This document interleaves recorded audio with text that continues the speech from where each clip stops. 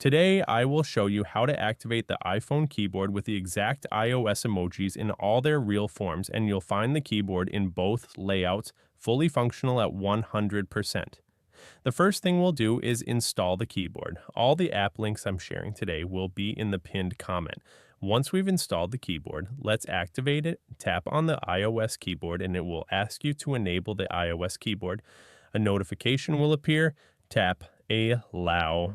Now, go back to the screen and you'll see the input method options. Select the iOS keyboard. I will show you how to choose the language to add the languages you want to the keyboard. All the languages you need, tap Add New and add English and any other language you need. Now go back and go to Themes, and you'll see both dark and light themes. Choose the one that suits you. Congratulations, you now have the iPhone keyboard with all its emojis exactly like you see here.